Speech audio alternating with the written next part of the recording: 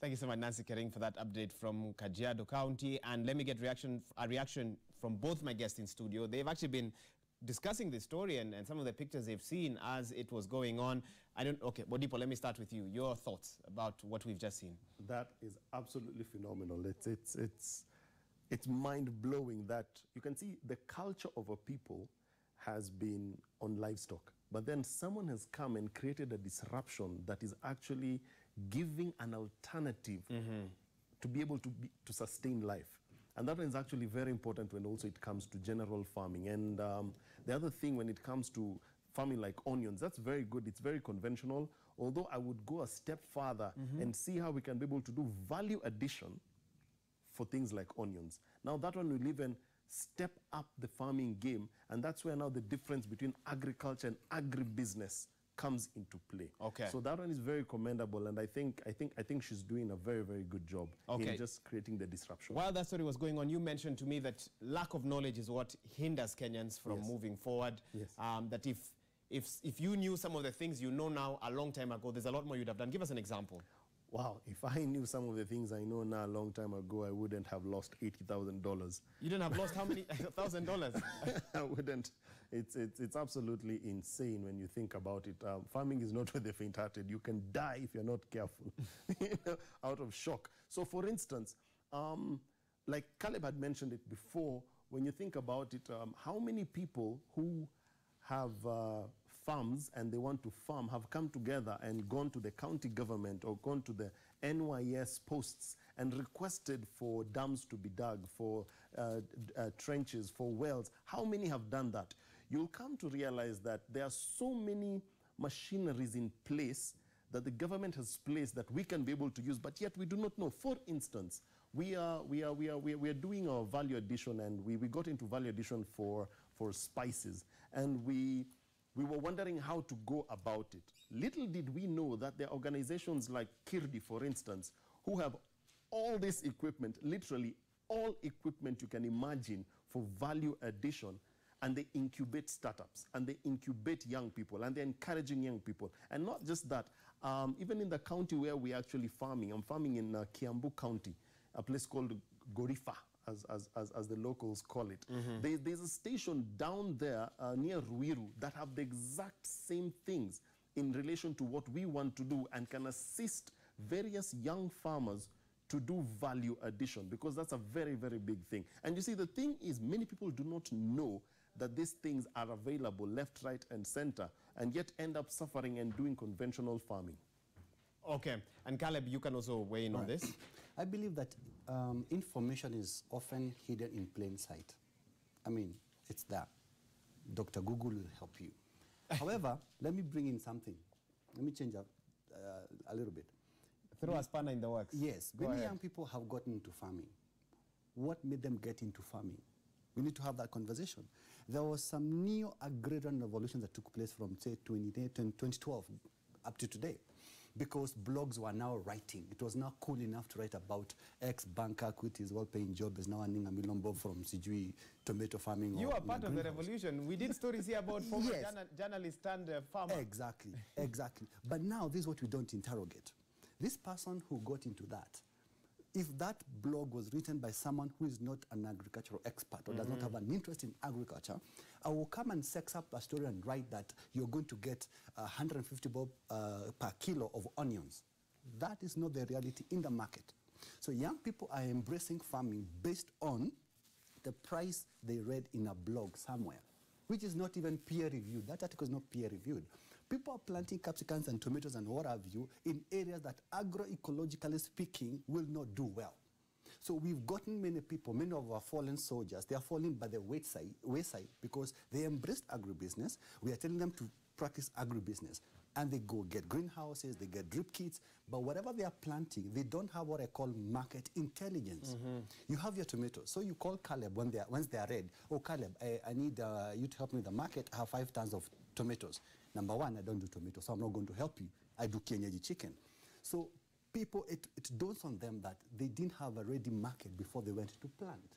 So what you're saying, what people are saying about information, about relevant information, young people need to understand that agriculture is not where you plant a seed, pray 2-3 prayers, rain comes and you harvest after that, then you start looking for a market. It's where you put the cart before the horse. Go to the market first. Understand that. There are some markets that will buy your tomatoes at a way better price than others.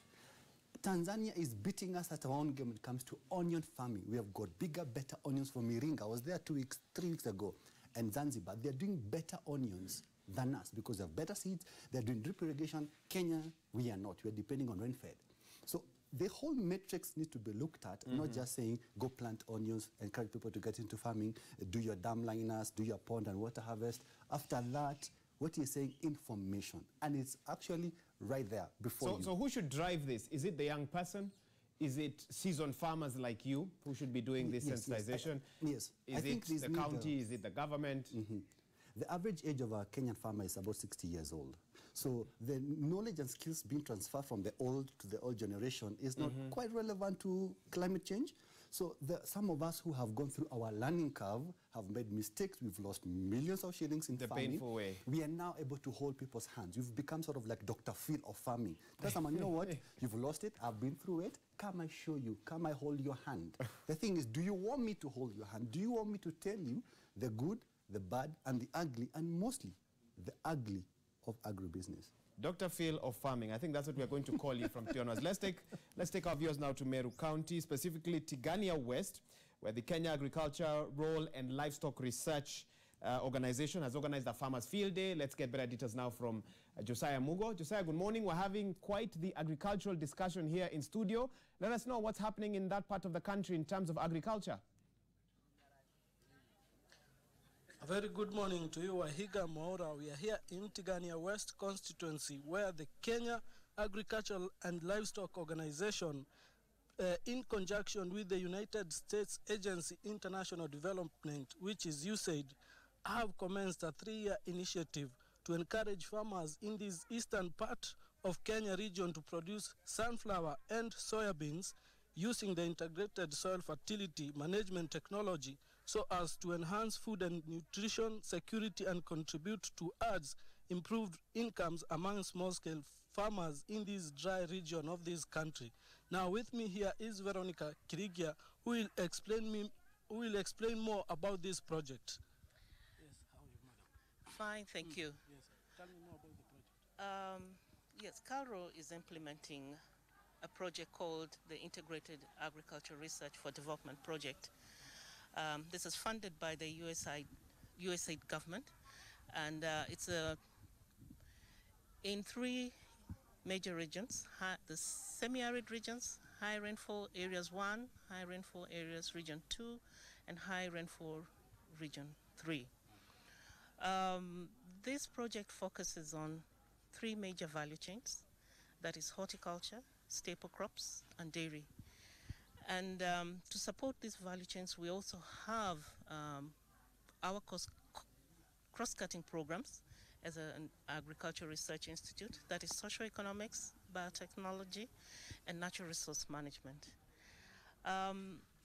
In the eastern region, we are in Meru, Tharaka Nithi. Lower eastern, we are in Machakos, Makueni, Kitui. And in these regions, we are trying to ensure that the technologies that we have developed over the years and are available are disseminated to farmers so that they can increase their productivity, enhance their nutrition status, and also their incomes at the end of the day. That is the major focus of the project. We are also in the high rainfall areas, and this is in Western Kenya. We are in the Nyanza region. We are also in Nyanza and the Kisii, the former South Nyanza regions. And in all these areas, we have USAID activities, and all focusing on the 3 major value chains we've talked about. And therefore, this is the time we are trying to now impact on the smallholder farmers in terms of ensuring that they can produce for the markets and for their own sustenance and for their children and families and communities. Yes. So who's funding this project? This project is funded by the USAID, the United States International Agency for Development. And they are the ones who have supported us through CalRO. CalRO is also working in partnerships with other organizations, specifically the county extension, agriculture state offices, and NGOs that are within the regions. Okay. Yeah. Okay, thank you very much. Yeah. Okay, Wahiga Maura, that's all from Meru County. My name is Josiah Mugo. Back to you.